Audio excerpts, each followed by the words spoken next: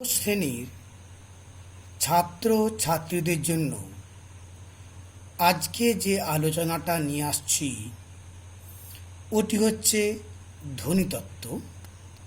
এই ধ্বনিতত্ত্বকে দুটো ভিডিওতে আলোচনা করা হবে। আজকে তার প্রথম অংশ।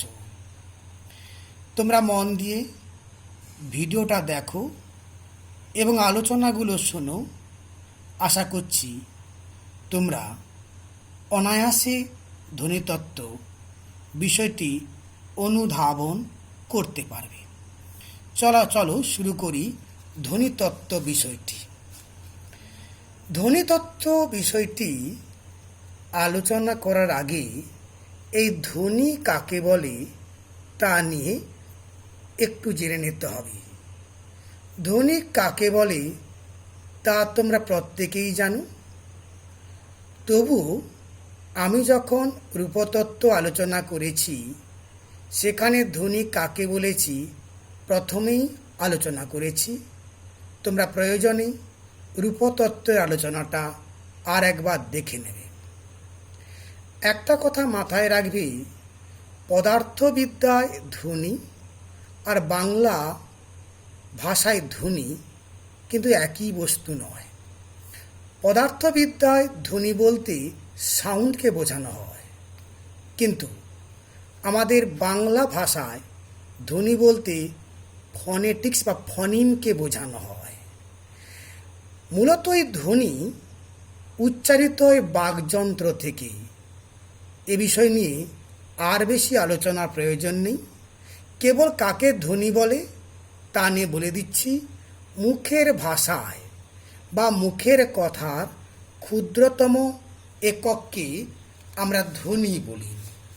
প্রসঙ্গত একটু স্মরণ করিয়ে দিই, এই যে মুখের কথা বা মুখের ভাষায় কথাগুলো বলা হচ্ছে সেটা কিন্তু সবসময় আমরা যখন বলি ধ্বনিগুলো পরপর সাজিয়ে অবিচ্ছিন্ন ধারায় বলি।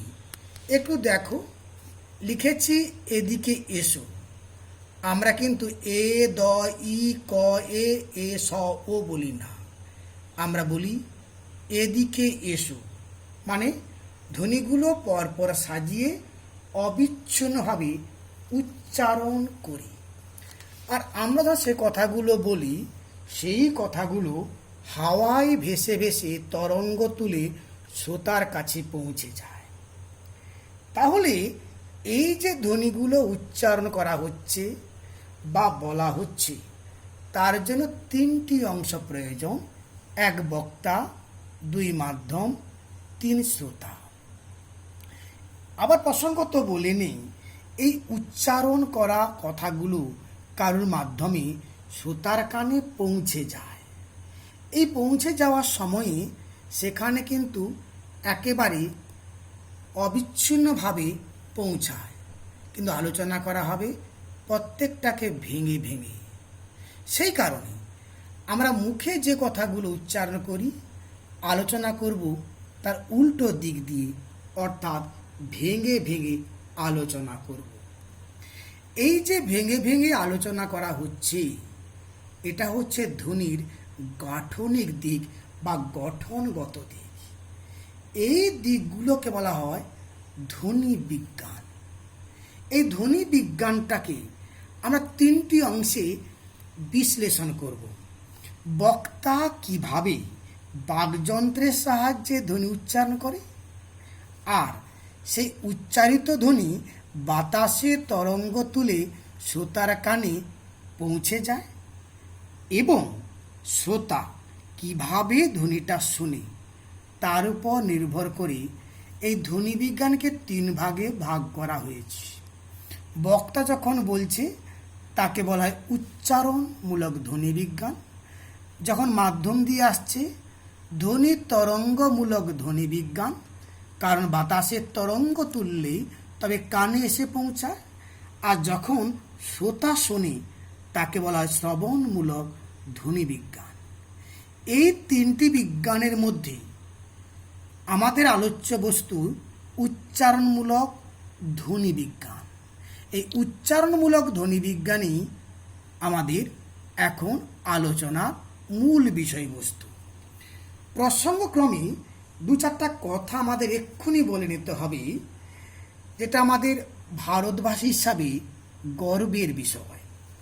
এই আধুনিক উচ্চারণমূলক ধ্বনিবিজ্ঞান, এটি মূলত আলোচনা শুরু হয়েছে 19 শতকের শেষ দিকে এবং 20 শতকের একেবারে প্রথম দিকে পশ্চিম ইউরোপ আর আমেরিকায়। কিন্তু একেবারে গর্ব করে বলা যায়, এই উচ্চারণমূলক ধ্বনিবিজ্ঞান আলোচনা কিন্তু আমাদের ভারতেই সবার প্রথম শুরু হয়েছিল। 500 থেকে 150 খ্রিস্টপূর্বাব্দে ভারতীয় শাস্ত্রে ধ্বনিবিজ্ঞানের সবচেয়ে প্রাচীন ও বিস্তৃত আলোচনার সন্ধান পাওয়া গেছে। বৈদিক সূত্রাদি উচ্চারণ শুদ্ধ বজায় রাখার জন্য রচিত হয়েছে পুঁথিসাক্ষ্য, শিক্ষা প্রভৃতি ধ্বনি বিজ্ঞানমূলক শাস্ত্রাদি। ওইসব শাস্ত্রে ঘোষীভবন প্রক্রিয়া, উচ্চারণ স্থান, নাসিক্য ধ্বনি, শব্দজ্যোতি ইত্যাদি ধারণা রয়েছে। অতএব ভারতবাসী হিসাবে আমরা গর্ব করতেই পারি, এই ফনেটিক্স আলোচনায় আমরা অনেক বেশি এগিয়ে। যাক, আমরা মূল আলোচনায় চলে আসি। এই ধ্বনিকে বিশ্লেষণ করে কার মাধ্যমে? ধ্বনি বিজ্ঞানের সাহায্যে আর ধ্বনি তত্ত্বের সাহায্যে। তত্ত্ব মানে প্র্যাকটিক্যাল। আমাদের পাঠ্য রয়েছে ধ্বনিতত্ত্ব, রূপতত্ত্ব, শব্দার্থতত্ত্ব, সবই ব্যবহারিক দিক।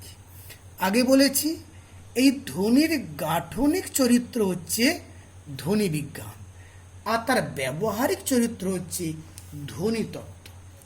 এই ব্যবহারিক চরিত্রটা কেমন একটু আমি তোমাদের সামনে উপস্থাপন করছি। যেমন ধরো, এই ইয়, এই ধ্বনিটা তোমরা কেউ দেখোনি শব্দের আদিতে ব্যবহার হতে।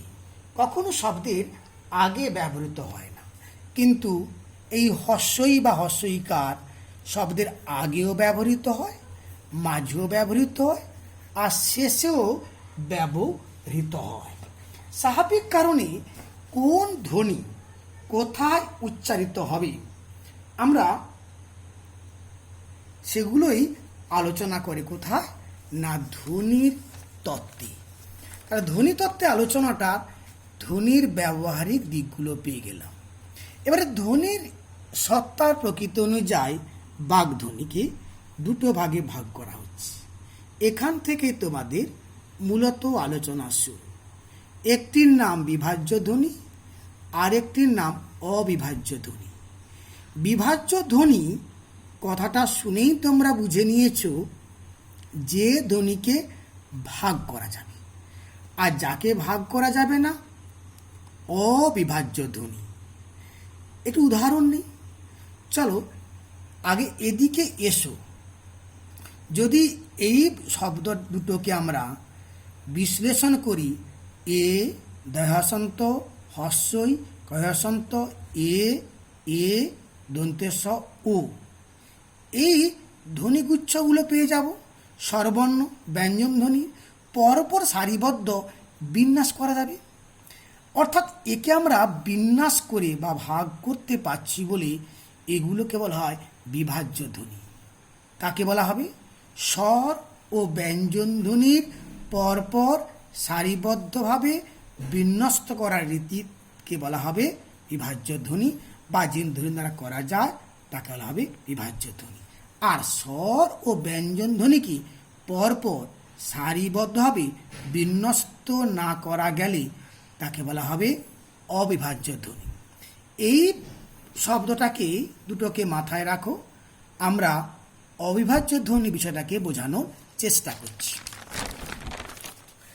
আমি যদি এদিকে এসো, এই কথাটাকে আমরা যদি আদেশ হিসেবে বলি এদিকে এসো, আর এমনি বললে এদিকে এসো, অনুরোধ করে বলবো এদিকে এসো, তাহলে দেখো গলার স্বরটা কোথাও নিচ থেকে উপরে উঠছে আরোহী, কোথাও সমান্তরাল যাচ্ছে, কোথাও অবরোহী নিচের দিকে নেমে আসছে। অর্থাৎ স্বর আর ব্যঞ্জনের সঙ্গে একটানা উচ্চারিত হচ্ছে। একে আগের মতো আমরা ভাগ করতে পারছি না, তাই একে বলা হবে অবিভাজ্য ধ্বনি। অবিভাজ্য ধ্বনি বিষয় নিয়ে আমরা পরবর্তীকালে আলোচনা করব। এখন আপাতত আলোচনা শুরু করলাম বিভাজ্য ধ্বনি নিয়ে। বিভাজ্য ধ্বনিকে দুটো ভাগে ভাগ করা হয়েছে, একটু দেখতে পেয়েছো। আমরা বলেছি স্বর ও ব্যঞ্জন ধ্বনিকে পরপর সারিবদ্ধভাবে বিন্যস্ত করা যায়, তাকে বলছি আমরা বিভাজ্য ধ্বনি। মানে থাকছে কি স্বর এবং ব্যঞ্জন। তাই বিভাজ্য ধ্বনিকেও দুটো ভাগে ভাগ করা হয়, এক বলবো স্বরধ্বনি আর এক বলবো ব্যঞ্জন ধ্বনি। প্রথমেই আমরা স্বরধ্বনি আলোচনায় চলে আসব। একটা কথা মাথায় রাখবি, স্বরধ্বনি আর স্বরবর্ণ একই বস্তু নয়। আমি যখন মুখে বলছি অ, তখন হচ্ছে ধ্বনি, লিখে ফেলছি অ, তখন হচ্ছে বর্ণ। অর্থাৎ ধ্বনির লিখিত রূপ বর্ণ আর বর্ণের উচ্চারিত চেহারা হচ্ছে ধ্বনি। তাই ধ্বনি এবং বর্ণকে একসঙ্গে কখনো মিশিয়ে ফেলবে না। এই যে বাংলা স্বরধ্বনি, এ বিষয় নিয়ে তোমরা নবম শ্রেণীতে বিস্তৃত আলোচনা করেছ, আলোচনাও হয়েছে। এখন এই স্বরধ্বনিকে নিয়ে আমরা আলোচনা করব। বাংলায় মৌলিক স্বরধ্বনির সংখ্যা 7টি। খুবই ইম্পর্ট্যান্ট প্রশ্ন, কয়টি আছে না 7টি আছে। একটু বিষয়টা একটু ঘুরে যাই। আমি দেখো অ আ থেকে উ পর্যন্ত লিখে নিয়েছি। অ আ 1 এবং 2 হ্রস্বই আর দীর্ঘই, একে একটা নিচ্ছি। আমি আগে বলেছি ধ্বনি মানে উচ্চারিত রূপ। আমি যদি দিন আর দিন, একটি দীর্ঘইকার একটি হ্রস্বইকার উচ্চারণ করি, তাহলে কোনোর উচ্চারণই পার্থক্য বোঝা যাবে না। উচ্চারণ করা হচ্ছে যে কোনো একটা হ্রস্বই বা দীর্ঘই রূপে। ধ্বনিতাত্ত্বিকরা বলেন যার ব্যবহার বেশি তাকে নিতে হবে। বাংলায় হ্রস্বইয়ের ব্যবহার বেশি, তাই দীর্ঘইটাকে বাদ দিচ্ছি। হ্রস্ব বা দীর্ঘ, যদি কুল আর কুল, একটি দীর্ঘকার একটি হ্রস্বকার, উচ্চারণের মধ্যে কোনো পার্থক্য নেই। এখানেও আগের মতো হ্রস্বও নিচ্ছি। দেখো রি আর রহস্যই রি, উচ্চারণে পার্থক্য নেই। লি লহস্যই লি বলতে পারি, উচ্চারণে পার্থক্য নেই। ওই ও আর হ্রস্বইকে নিয়ে হচ্ছে ওই। ও আর হ্রস্বকে নিয়ে হচ্ছে ও। তাহলে এটাওকে বাদ দিচ্ছি। থাকলো পড়ে 1 2 3 4 5 এবং 6। আমরা উচ্চারণ করার সময় একটু অন্য ধরনের উচ্চারণ, যদি বলি এখন, বাংলা লেখো এ খ ন না, লেখো অজফলা আকার খ দন্তে ন, তাই আমরা দিচ্ছি একটা এটা নিয়ে 7টি। এই 7টি হচ্ছে মৌলিক স্বরধ্বনি। এখন 7টি মৌলিক স্বরধ্বনি নিয়ে একটু আলোচনা করতে হবে। এই যে 7টি মৌলিক স্বরধ্বনি নিয়ে আলোচনা করব, এগুলো মূলত করা হয় কার উপর না, জীবের প্রসারণের উপর, জীবের উচ্চারণের উচ্চতার উপর এবং ঠোঁটের আকৃতির উপর। আমি যখন এগুলো বোঝাবো, একটু নিজেরাও শব্দগুলো উচ্চারণ করে প্র্যাকটিক্যাল করে দেখে নিও। আর এগুলো বোঝানোর সময় একটু ইংরেজি শব্দগুলো মাথায় রাখবে, তাহলে দেখবে অতি সহজে তোমরা বুঝতে পারবে। এটা একটা জীবের ছবি নেওয়া হয়েছে, সামনের দিকে আর পেছনের দিকে। সাধারণত ছাত্রছাত্রীদের মধ্যে প্রশ্ন আসে, সামনের জীবের অংশ কি আর পেছনের জীবের অংশ কি। এই সম্মুখ বা ফ্রন্ট, পশ্চাৎ বা ব্যাক বলতে জীবের ডগার দিক বা গোড়ার দিক বোঝায় না। যখনই কোনো ধ্বনি উচ্চারণ করা হচ্ছে, জিভটা যদি ঠোঁটের দিকে এগিয়ে আসে তাকে সামনের দিক, আর যদি জিভটা ঠোঁটের দিকে এগিয়ে না এসে গলার দিকে গুটিয়ে যায় তাকে বলা হবে পশ্চাৎ দিক। ধারণা পরিষ্কার করে নেবে, সম্মুখ বলতে ঠোঁটের দিকে জিভ এগিয়ে আসছে, আর পশ্চাৎ বলতে গলার দিকে গুটিয়ে যাচ্ছে, তাকে বলছি সম্মুখ, আর একে বলছি পশ্চাৎ। তাহলে জীবের আমরা প্রসারণ সম্মুখের দিকে কতটা এগোবে আর পেছনে কতটা পিছিয়ে যাবে। আর উচ্চতারা বলছি, যখন আমরা কোনো ধ্বনি উচ্চারণ করি হয় পেছন দিকে বেশি পিছিয়ে গেছে বা সামনে দিকে বেশি এগিয়ে গেছে।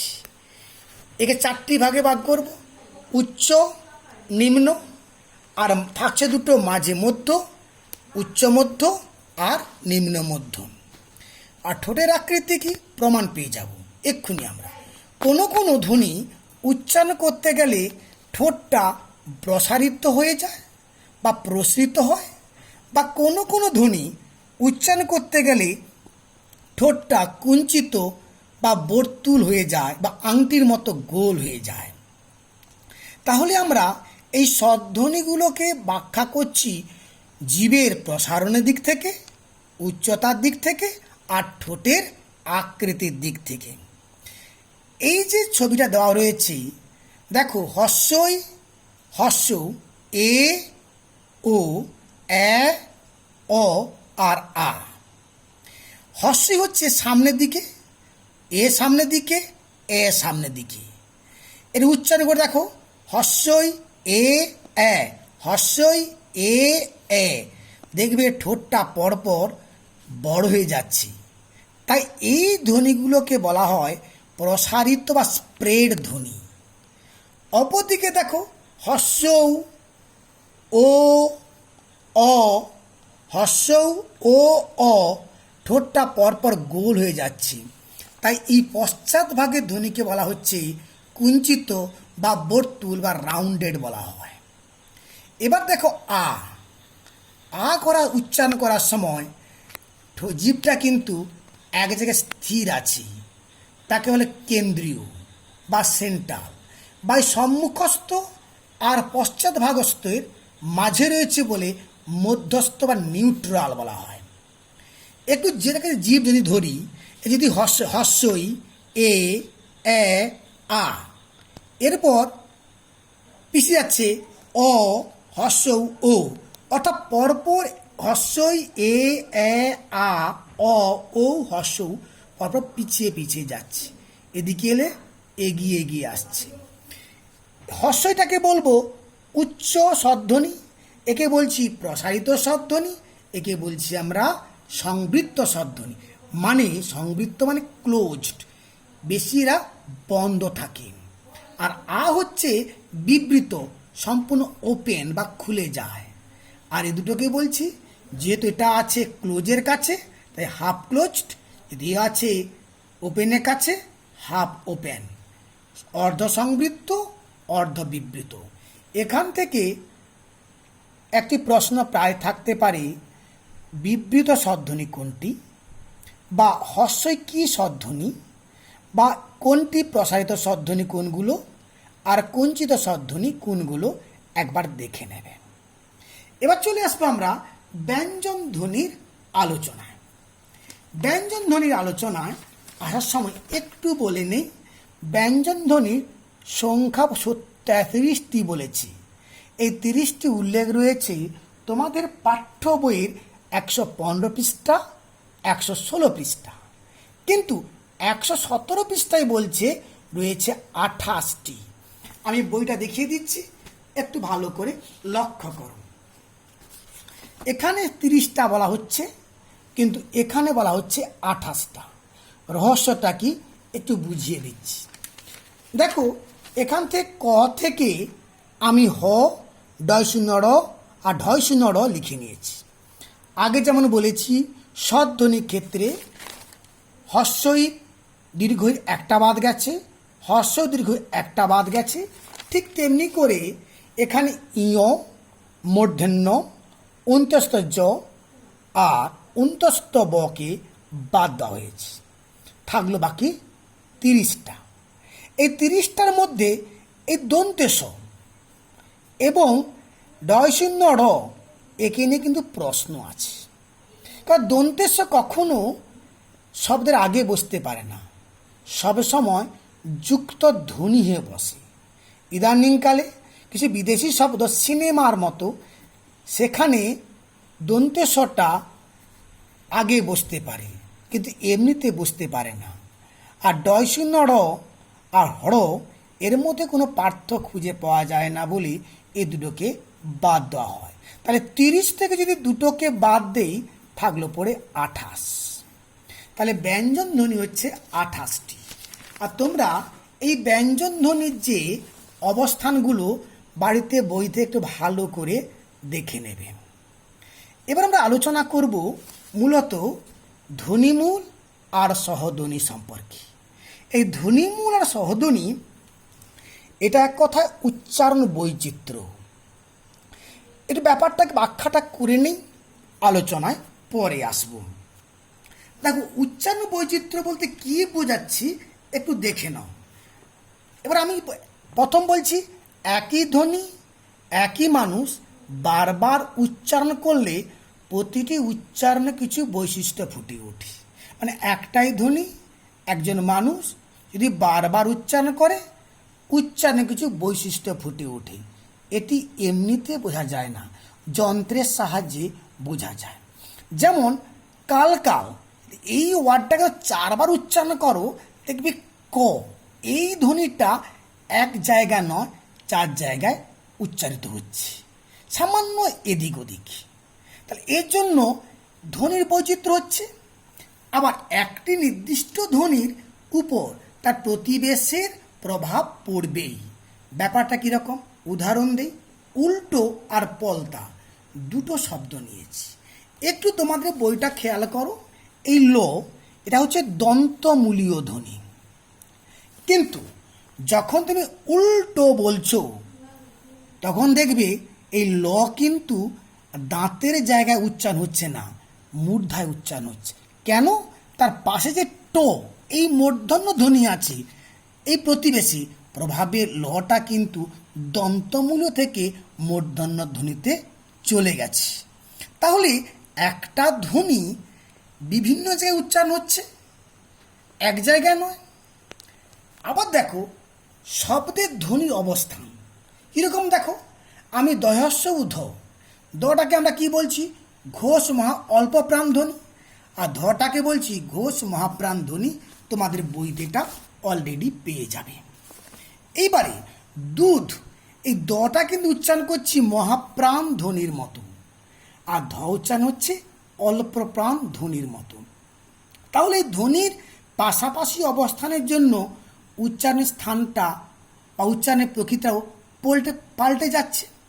আবার বক্তাভেদেও ধ্বনির বৈশিষ্ট্য। একজন শিক্ষিত মানুষ একটি শব্দ যেমন উচ্চারণ করবে, তার ধ্বনিগুলো যেমন উচ্চারণ করবে, নিশ্চয়ই যে শিক্ষিত নয় তেমন উচ্চারণ করবে না। তাই উচ্চারণ ভেদেও পার্থক্য হয়ে যায়। আমরা চলে আসবো আর একটু আলোচনায়। এই আলোচনা যাওয়ার আগে একটা ঘটনা বলি, মন দিয়ে শোনো। ধরো তোমাদের স্কুলের ক্লাস 8, আমি ক্লাস 8ও লিখেছি। 8-এ মনে করো 3টি ছাত্র পড়ে, খুব ভালো কথা। তাহলে বাস্তবে কি বলছি? বাস্তবে অষ্টম শ্রেণীর প্রতিনিধিত্ব করে এই 3টি ছাত্র। অর্থাৎ অষ্টম শ্রেণী বলতে আমরা চোখে দেখি 3 জন ছাত্রকে, অথবা উল্টো দিক থেকে যদি বলি ছাত্রদের মধ্যে যদি একজনকে দেখি তাকে বলবো আমরা ক্লাস 8। এই যে ক্লাস 8টা বললাম, বলার সঙ্গে সঙ্গে আমাদের মনের মধ্যে ক্লাস 8-এর শ্রেণীকক্ষটি ভেসে উঠল। এটা কিন্তু কল্পনা, ছাত্রটা কিন্তু বাস্তব। এটা হচ্ছে কল্পনা, এটি কিন্তু বাস্তব। যদি এই ধারণাটা বুঝে রাখতে পারি তাহলে আমরা আমাদের আলোচনাটাকেও বুঝতে পারব। দেখো ল, এই ধ্বনিটা আগে বলেছি দন্তমূলীয়, উচ্চারণ করো লঙ্কা, লঙ্কা। দেখবি লটা উচ্চারণ হচ্ছে দাঁতের গোড়ায় বসে। উচ্চারণ করো আলতা, আলতা, দেখবে লটা দাঁতে এসে ঠেকছে, দন্তে চলে এসছে। উল্টো ল দেখো যাচ্ছে কোথায়? মূর্ধন্য। তাহলে লটা দন্তমূলীয় হলে কি হবে? কখনো উচ্চারণ হচ্ছে মূর্ধায়, কখনো দন্তে। তার মানে এই যে ল ধ্বনির উচ্চারণ বৈশিষ্ট্য পেয়ে যাচ্ছি আমরা, এগুলোকে বলছি আমরা সহধ্বনি, আর একে বলছি আমরা মূলধ্বনি। আবার দেখো, একটু আগে বলেছিলাম মূলধ্বনি মানে শ্রেণীকক্ষ, কল্পনা, আর সহধ্বনি মানে ছাত্র, মানে বাস্তব। এই যে লটা, তাহলে কল্পনার মধ্যে, কিন্তু উচ্চারণ করছি একেবারে দন্তে, মূর্ধায় বা দন্তমূলে, এটা বাস্তব। এই বাস্তব ছবিকে বলছি সহধ্বনি, আর কল্পনাকে বলছি আমরা মূলধ্বনি। এখন মূলধ্বনি আর সহধ্বনির মধ্যে সম্পর্ক বা পার্থক্যগুলো দেখে নিই। যদি আমরা বলি মূলধ্বনি একটা পরিবার, সেই পরিবারের সদস্য হচ্ছে কে? সহধ্বনি। পরিবারের সদস্য একাধিক হতে পারে। আমরা একটু আগে দেখলাম লয়ের 3টি সদস্য রয়েছে, এগুলো পরিপূরক। পরিপূরক মানে একটির বদল যদি অন্যটি ওই স্থানে উচ্চারণ করা যায়, উচ্চারিত হবে না। যেমন ধরো, আমি এক্ষুনি যে লঙ্কা, ল উচ্চারণ করি দন্তমূলে, দাঁতের কাছে রেখে কোথায় উল্টো উচ্চারণ করলাম, উল্টো, আর লটা কিন্তু উচ্চারণ হচ্ছে না, মানে একটা জায়গা আর একটা উচ্চারণ করা যাবে না, অর্থাৎ পরিপূরক। আবার কি, এই মূলধ্বনি মানসিক বা কল্পনা, কিন্তু সহধ্বনি একেবারে বাস্তব। এই মূলধ্বনি যদি পাল্টে দেই, তাহলে অর্থের কিন্তু পার্থক্য হয়ে যাবে। যেমন জাল আর জাম, বর্গজ ঠিক আছে, ল জায়গায় ম দিলাম, জাল আর জাম নিশ্চয়ই একই বস্তু নয়, কিন্তু সহধ্বনি উচ্চারণ স্থান। যদি আমি লটাকে জাল, যদি এখানে দন্তে না রেখে যদি মূর্ধায় নিয়ে আসি, কিংবা যদি আমি দন্তমূলীয় নিয়ে আসি, উচ্চারণটা অদ্ভুত শোনাবে, কিন্তু অর্থের পাল্টাবে না। যেমন দেখো, আমি এখানে আলতা, লটাকে আলতা দাঁতে নিয়েছি, তেমন বলে উল্টো, দাঁতে লাগলাম উল্টো, অদ্ভুত শোনালো, কিন্তু অর্থে উল্টো বা আলতার অর্থের পরিবর্তন ঘটল না। তার মানে বুঝতে পারছো, এই যে মূলধ্বনি বা সহধ্বনি, প্রত্যেকের দায়িত্ব এক নয়। এই যে মূলধ্বনি সহধ্বনি, এর নির্ণয়ের সূত্রগুলো আলোচনা করব। অনেকগুলো সূত্র রয়েছে, মূলত পাঠ্যাংশ অনুযায়ী 3টি আলোচনা করব।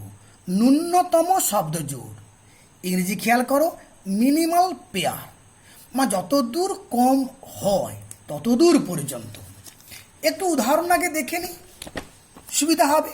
আমি কাল এবং খাল লিখেছি, দেখো এখানে ক আ ল, খ আ ল, দুটি শব্দের মধ্যে একেবারে ছোট হবে, ইও ছোট, ইও ছোট, বড়ও হয়, রেশম পশম বড় হতে পারে, সব দিক থেকে মিল থাকবে, আলো মিল আছে।